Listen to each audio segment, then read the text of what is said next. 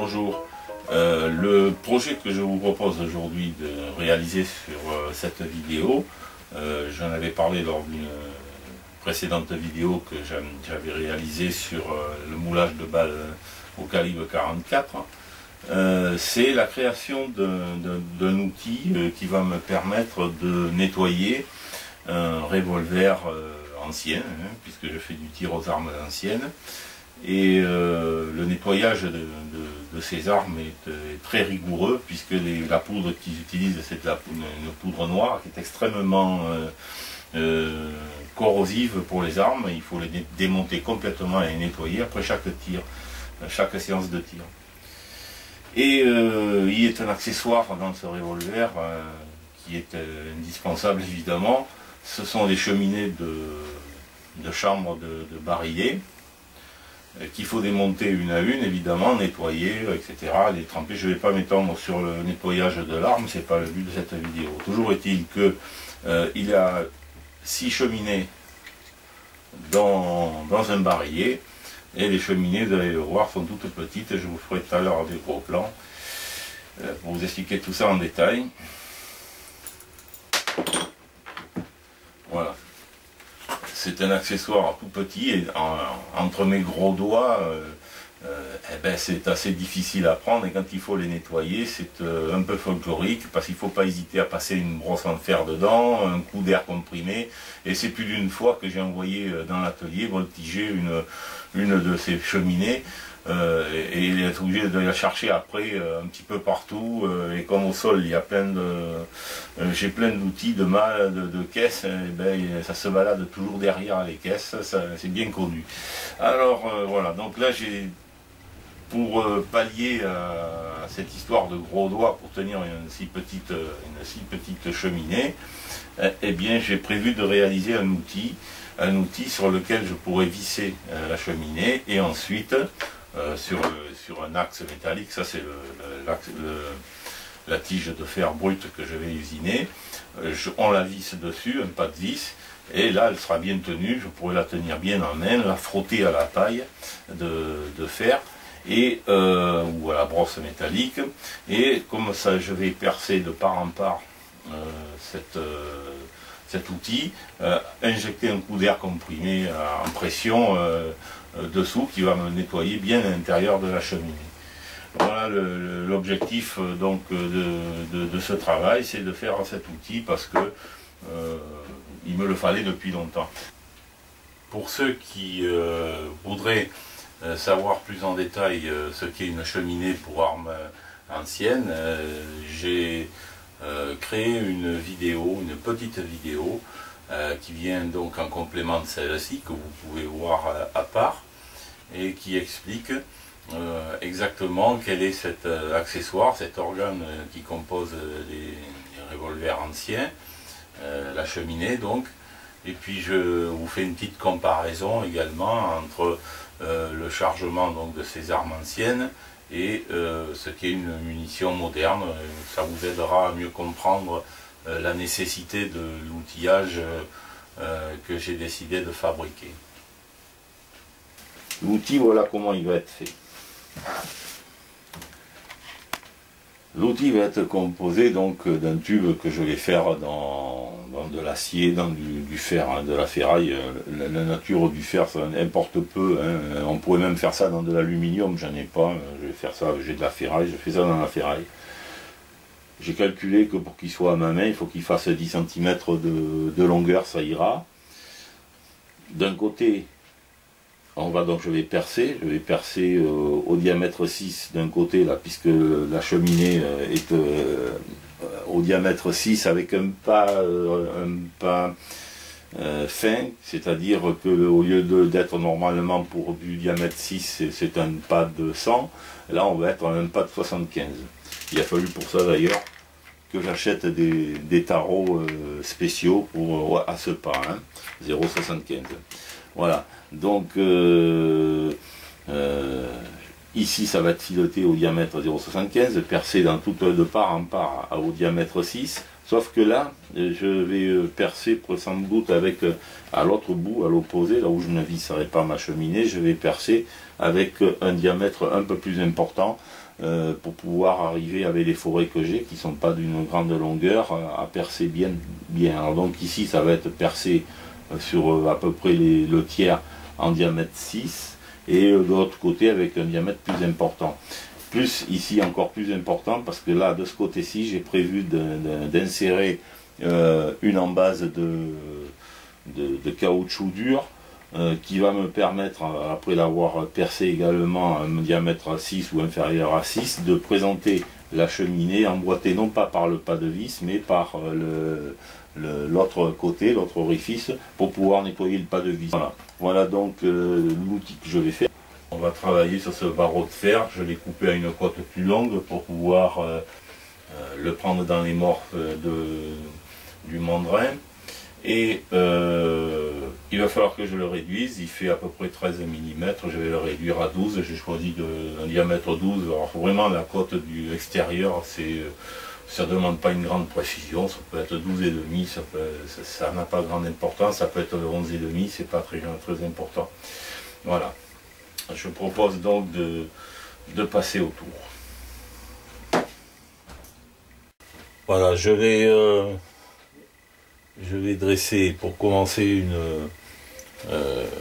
la partie que je prendrai dans le morse du mandrin pour pouvoir usiner le reste, pour pouvoir réduire le diamètre de mon outil. Donc pour que ça tourne rond, parce que naturellement mon bout de fer il n'est pas rond, il n'est pas parfaitement rond, je vais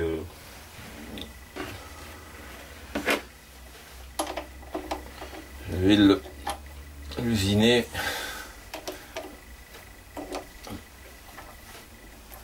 pour qu'il se présente mieux. Alors, cette partie là sera prise dans le mandrin après.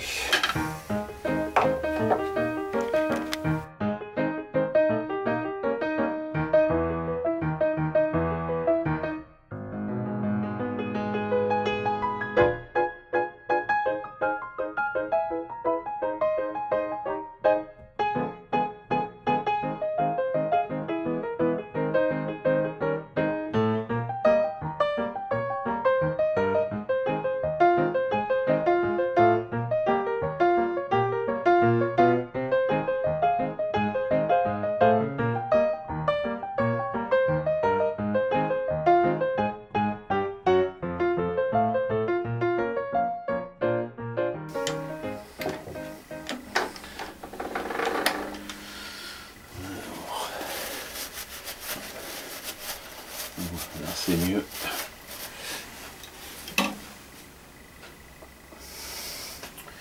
Alors, voyons. Ouais.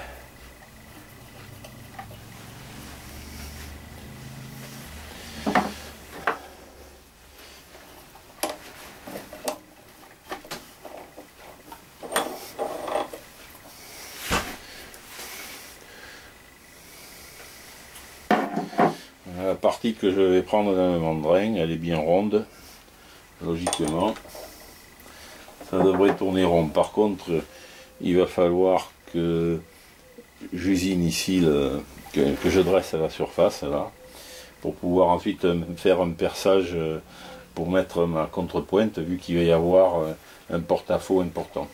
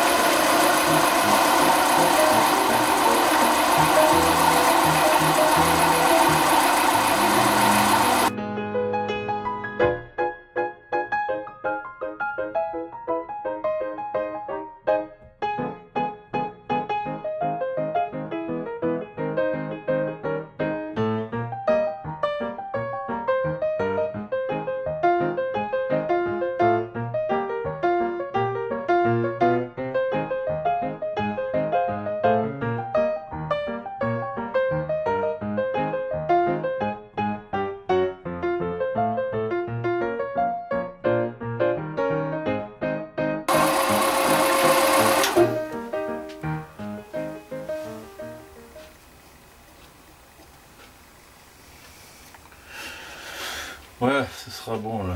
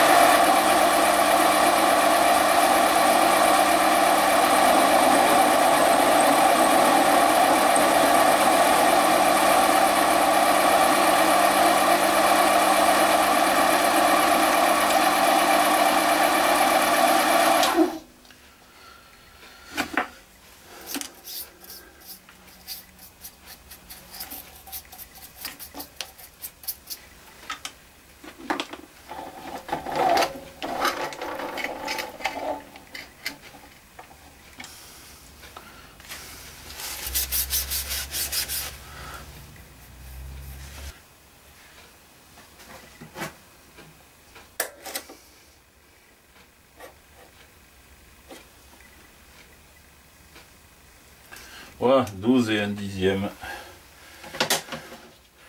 Ce sera bon. Parce que je vais peut-être repasser un peu d'abrasif pour améliorer ma surface dessus. Alors là, je vais passer du 180, de l'abrasif 180 pour affiner un petit peu parce que c'est vraiment pas très beau.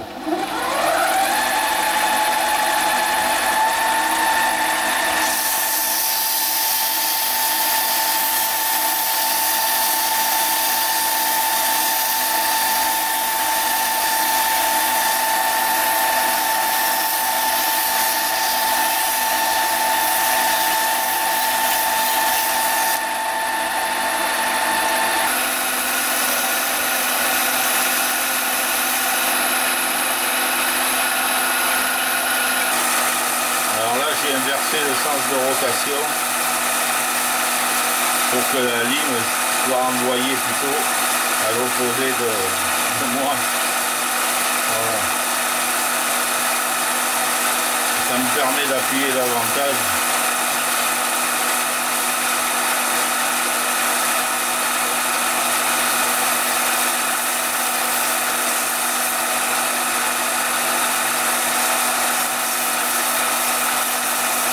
C'est ça, soyez prudent si vous voulez le faire, c'est sans garantie, c'est peut-être pas bien. Hein. En tout cas, le résultat il est bon. Hein.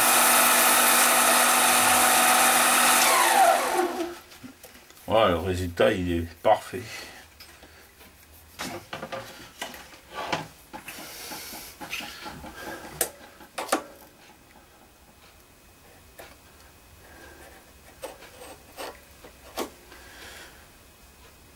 Ouais, je suis à 12, j'ai enlevé 1/10. Alors là, je vais tronçonner. J'ai installé mon outil à tronçonner. Alors là, on procède évidemment lentement.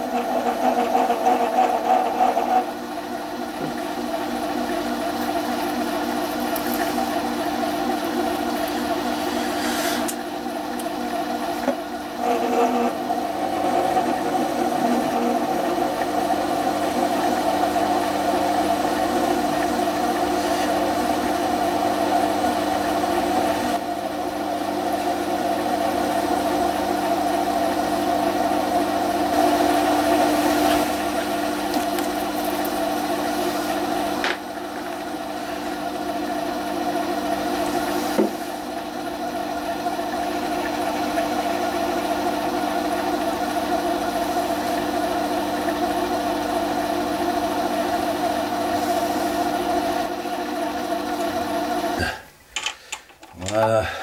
Que mon réglage de l'outil n'est pas très bon parce que ça n'a pas fait une coupe formidable, mais enfin bon, ça a bien coupé quand même. Je vais pouvoir maintenant rattraper ça.